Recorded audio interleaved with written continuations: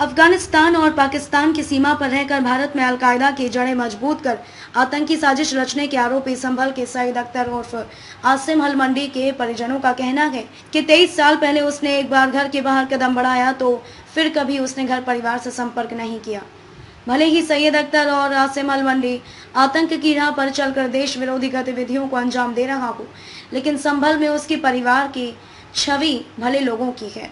हलमंडी का छोटा भाई मीठा के कारोबार से जुड़ा है, जबकि परिवार के अन्य लोग भी काम धंधे से लगे हैं। लखनऊ में आतंकवादी की गिरफ्तारी के बाद उमर हलमंडी का नाम उनके हैंडलर के रूप में सामने आए तो यहाँ परिवार ने उसका बचाव नहीं किया। छोटे भाई ने कहा कि देश की एजेंसी कह रही है तो किसी आधार पर ही कह रही होंगी।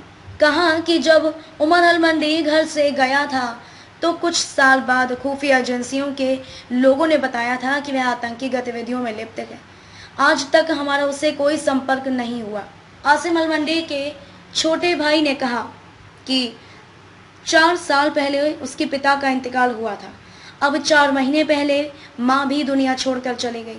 ना तो पिता की मौत पर उसने परिवार की सुध ली और ना ही माँ का इंतकाल होने पर किसी तरह का संपर्क किया।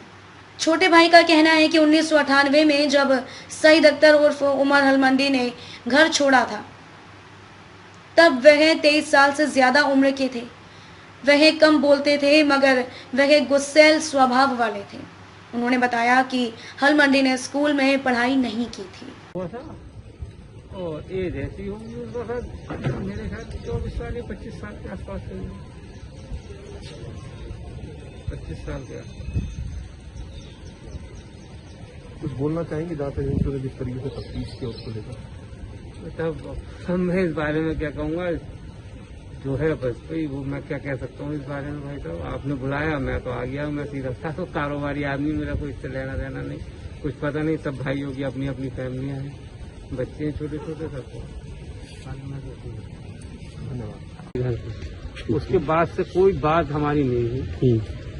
हमारे आप चाहे मोबाइल से देख लें या कुछ, हमारी कोई बात नहीं, ना हमने करी और ना हम आगे भी कभी नहीं करेंगे।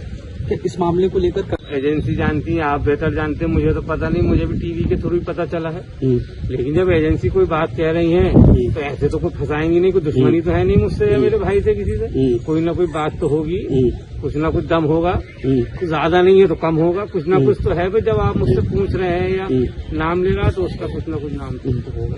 झूठ में बेवजह बोलो कुछ फायदा थोड़ी जाएंगे, बिल्कुल गलत है। अपने देश में कोई ऐसी बात नहीं है बेवकूफों की बातों में आके और गलत सलत गतिविधियों में देश को नुकसान पहुंचा रहे हैं। हमें भी परेशानी होती है घर वालों को, उनके हमारे लिए बहुत शर्म की बात है। और उसे भी आ जाना चाहिए जहाँ भी है, अपना कानून का सामना करें जो भी है बात। अगर कुछ नहीं है तो भी है, और है तो उसकी सजा पा के अपना छुटकारा पा लें इससे।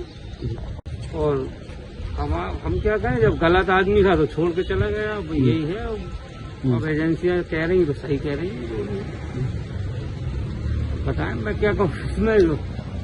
उनका व्यवहार कैसा था घर के अंदर? क्या कभी कितनी उम्र रही होगी उनकी? किस समय यहाँ शादी? पहले हमसे बात करी थी लोगों ने, पूछा तो हमने जो हमें पता हमने बता दिया। बाकी हमसे कुछ किसी ने पूछा और हमारा टच भी नहीं है। हमसे पूछ के करेंगे भी क्या, जो पूछेंगे हम बता देंगे। हमारा कुछ टच है ही नहीं तो हम जानकारी भी नहीं है इस बारे में। क्या आप मानते हैं 23-24 साल की उम्र होगी जब वो यहाँ से गए?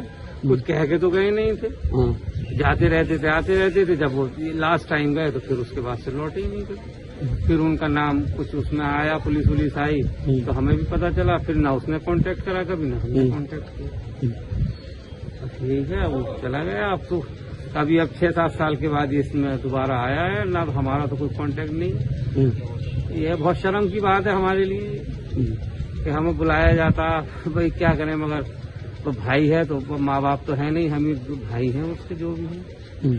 और हमारा कोई कांटेक्ट नहीं है, ना हमें उसके बारे में कोई जानकारी, ना हमें पता वो क्या कर रहा। लेकिन जो भी कर रहा गलत है। हम तो यही कहना चाहेंगे, गलत कर रहा बिल्कुल जो भी। अच्छा, आखिरी